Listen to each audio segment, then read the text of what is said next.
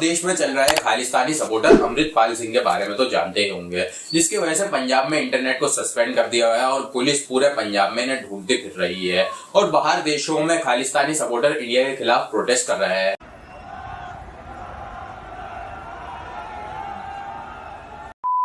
लेकिन आप में से कुछ ही लोग ऐसे होंगे जो इस केस के ओरिजिन के बारे में जानते होंगे, तो चलिए आज इसी पर बात करते हैं। लेकिन मैं चाहूंगा कि आप इस वीडियो को एंड तक देखें क्योंकि खालिस्तानी हिस्ट्री काफी ज्यादा इंटरेस्टिंग है और एंड में आप अपना फीडबैक भी जरूर शेयर करिए। चलिए इस पर बात करते हैं।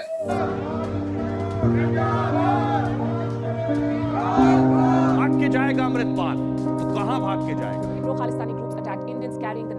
भाई इस माजरे की शुरुआत होती है साल 1840 के अराउंड, जब पंजाब की हिस्ट्री के एक बहुत ही महान राजा महाराजा रणजीत सिंह की डेथ हो जाती है और ब्रिटिशर सिख अंपायर पर कब्जा कर लेते हैं। इस टाइम पर इन्होंने हरियाणा को भी पंजाब में ही मिला दिया था ताकि ब्रिटिशर्स को रूल करने में ज्यादा दिक्कत ना हो और महाराजा रणजीत सिंह के बच्चों को पढ़ाई के बहाने ब्रिटेन भेज दिया जाता है। अंग्रेजों की इस चालाकी से भरी चाल के बाद सिख कम्युनिटी के पास कोई ऐसा इंसान नहीं बचा जो उन्हें रिप्रेजेंट कर सके और गुरुद्वारा का कंट्रोल लोकल महंत ने ले लिया। दोस्तों, महंत बेसिकली एक रिलीजियस सुपीरियर इंसान को कहा जाता है, लेकिन सिख कम्युनिटी को महंतों को कंट्रोल लेना ज्यादा पसंद नहीं आया। 1920 में इन्होंने ब्रिटिशर्स के खिलाफ प्रोटेस्ट करना शुरू कर दिया और दबाव बनाया कि महंतों से गुरुद्वारा कंट्रोल दोबारा ले लिया जाए और ये जो मूवमेंट हुआ था इसे अकाली मूवमेंट का नाम दिया जाता है। प्रेशर बढ़ने की वजह से ब्रिटिशर्स को सिखों की बात माननी पड़ी और अब गुरुद्वारा को चलाने के लिए शिरोमणि गुरुद्वारा प्रबंधक कमेटी यानी SGPC को बनाया गया और आज तक यही कम्युनिटी गुरुद्वारा को रेगुलेट करती है और इसी टाइम पर पंजाब की पॉलिटिकल पार्टी अकाली दल भी एग्जिस्टेंस में आई। दोस्तों, यहाँ पर मैं एक इंपॉर्टेंट डिटेल मेंशन करना चाहूंगा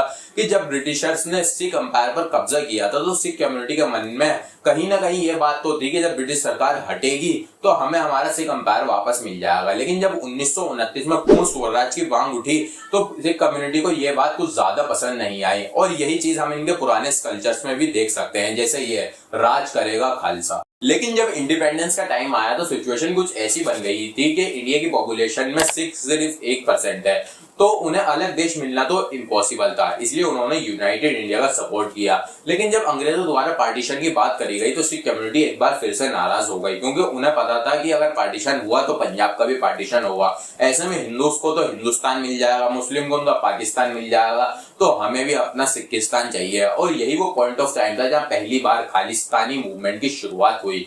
अब इतनी सारी चीजों के बाद बंटवारा होता है और पंजाब के भी 2 हिस्से होते हैं और सिखों की आधी से ज्यादा पॉपुलेशन जो पाकिस्तान की साइड रहती थी उन्हें अपना सब कुछ छोड़ छाड़कर इंडिया में आ गए। इंडिया की आजादी के कुछ ही साल बीते थे कि सिख कम्युनिटी और सरकार के बीच एक बार फिर से टकराव शुरू हो गया। जैसे कि मैंने आपको शुरू में बताया कि हरियाणा और पंजाब को एक साथ मिला दिया गया था, तो 1956 में सरकार एक स्टेट रीऑर्गेनाइजेशन प्रोग्राम लेकर आई जिसमें स्टेट्स को लैंग्वेज के आधार पर बांटा जा रहा था। तो सिख्स ने मांग की कि पंजाब और हरियाणा को अलग करके एक पंजाबी स्टेट को बनाया जाए, लेकिन सरकार ने इस मांग को पूरी तरह रिजेक्ट कर दिया। इसके बाद साल 1960 से 1965 के बीच कई प्रोटेस्ट हुए जिसमें 12,000 अकालीस को अरेस्ट किया गया। अकाली दल के famous leader master Tara Singh कई अनशनों पर बैठे, लेकिन 1965 में इंडिया पाकिस्तान वॉर के दौरान जब सिखों ने अपना गुस्सा छोड़कर सरकार को अनकंडीशनल सपोर्ट किया तो आखिरकार सरकार ने सिखों की बात मानकर पंजाब को 3 हिस्सों में बांट दिया, पंजाब, हरियाणा और हिमाचल प्रदेश। इसके बाद काफी टाइम तक अकाली दल ही पंजाब की पावर में रहा, लेकिन इनमें एक दिक्कत ये थी कि इनका कोई भी नेता अपने टर्म को पूरा ही नहीं कर पाता था और इसी वजह से साल 1972 में सत्ता भी इनके हाथ से चली गई और कांग्रेस पावर में आ गई। इसके बाद अकाली दल ने सिख कम्युनिटी की प्रॉब्लम्स और उनकी मांगों को डिस्कस करते हुए आनंदपुर साहिब नाम का रिजोल्यूशन निकाला, लेकिन समय समय पर इस रिजोल्यूशन का फायदा नेताओं ने गलत तरीके से उठाया। किसी ने कहा कि इसमें सिख नेशन की बात कही गई है, लेकिन जो ऑफिशियल रिजोल्यूशन था उसमें ऐसा कुछ भी नहीं था। देखिए, सिख कम्युनिटी अपने रिलीजन को लेकर काफी सेंसिटिव है, इसलिए पंजाब पॉलिटिक्स में हर पार्टी की एजेंडा लिस्ट में रिलीजन टॉप पर रहता है और उस टाइम पर भी हर पार्टी एक दूसरे से ज्यादा रिलीजियस दिखने की कोशिश करती थी। आनंदपुर साहिब रिजोल्यूशन के फेमस होने की वजह से अकाली दल एक बार फिर से पावर में आ जाता है और अब कांग्रेस को जरूरत थी एक ऐसे इंसान की जो इनसे भी ज्यादा रिलीजियस हो और अब कहानी में एंट्री सरदार भिंडरवाला। सरदार भिंडरवाला पंजाब के रिलीजियस ऑर्गेनाइजेशन का लीडर था और जब ये लीडर बना तो उसने गांव-गांव जाकर नशा छुड़वाने, बाल न कटवाने और सिख रिलीजन को फॉलो करने के लिए कहा। इस वजह से बहुत तेजी से पॉपुलर हुआ, यहाँ तक कि लोग अपने प्रॉब्लम इसके पास लेकर जाते थे और सॉल्यूशन लेते थे। जब यह बात कांग्रेस लीडर राजीव गांधी को पता चली तो उन्होंने सोचा इस आदमी को अपना पार्टी फेस बनाया जाए और पंजाब में एक बार फिर अपनी सरकार बनाई जाए। इसके बाद इन्होंने अकाली दल के खिलाफ भिंडरवाले को एसजीपीसी इलेक्शन में खड़ा कर दिया और गवर्नमेंट के सपोर्ट होने की वजह से भिंडरवाले ने अपनी एक्टिविटीज को और तेज कर दिया। इसके बाद साल 1978 में एक मेजर इंसिडेंट होता है जब निरंकारी सिख्स की एक मीटिंग होनी थी। दोस्तों, सिख्स और निरंकारी सिख्स के बीच में एक लॉजिकल डिस्प्यूट है। जो टिपिकल सिख लोग होते हैं उन्होंने श्री गुरु गोविंद सिंह जी के बाद किसी को अपना गुरु नहीं माना, वहीं जो निरंकारी सिख था उन्होंने अपने लीडर्स को ही गुरु मांगते गए। भिंडरवाले ने कहा कि वो इस मीटिंग को नहीं होने देगा और उस दिन दो ग्रुप्स के बीच में लड़ाई हो जाती है और 17 लोग मारे जाते हैं, लेकिन इसके बावजूद भी भिंडरवाले को अरेस्ट नहीं किया जाता। इस इंसिडेंट के बाद भिंडरवाले की हिम्मत इतनी ज्यादा बढ़ जाती है कि साल 1980 में एक निरंकारी सिख लीडर की हत्या हो जाती है और नाम आता है भिंडरवाले का, लेकिन इसके बावजूद भी उसको अरेस्ट नहीं किया जाता। साल 1981 में सेंसस होते हैं। इस प्रोसेस में आपसे आपकी मातृभाषा पूछी जाती है और मेजोरिटी लोग जिस भाषा को बताते हैं उस भाषा को प्रायोरिटी दी जाती है। भिंडरवाले ने लोगों से कहा कि वो अपनी भाषा को पंजाबी ही बताएं ताकि पंजाब में पंजाबी को ही प्रायोरिटी दी जाए। इससे हिंदू लोगों के मन में एक डर की भावना आती है, लेकिन उसी टाइम पर पंजाब केसरी के एडिटर ये बात छापते हैं कि हिंदुओं को डरने की जरूरत नहीं है, वो खुल के अपनी भाषा हिंदी चुन सकते हैं। लेकिन साल 1982 में पंजाब केसरी के एडिटर की हत्या हो जाती है और एक बार फिर नाम आता है भिंडरवाले का। इस इंसिडेंट के बाद गवर्नमेंट पर प्रेशर बन जाता है भिंडरवाले को अरेस्ट करने का। शुरू में तो गवर्नमेंट कतराती है, लेकिन बाद में उन्हें भिंडरवाले को अरेस्ट करना ही पड़ता है और यहीं से शुरुआत होती है कांग्रेस और भिंडरवाले की दुश्मनी की। इसके बाद पंजाब में भिंडरवाले के सपोर्ट में काफी ज्यादा वायलेंस होता है और आखिरकार गवर्नमेंट को भिंडरवाले से जेल से छोड़ना ही पड़ता है। अकालीज ने भिंडरवाले की पॉपुलैरिटी को देखते हुए उससे हाथ मिला लिया और अब भिंडरवाले ने अपनी एक्टिविटीज को और ज्यादा तेज कर दिया। जैसे पंजाब के सीएम पर जानलेवा हमला हुआ, बैंक रॉबरीज, पुलिस ऑफिसर्स को मारने जैसी एक्टिविटीज ज्यादा तेजी से होने लगी और इस सब के पीछे बस एक ही नाम, भिंडरवाला।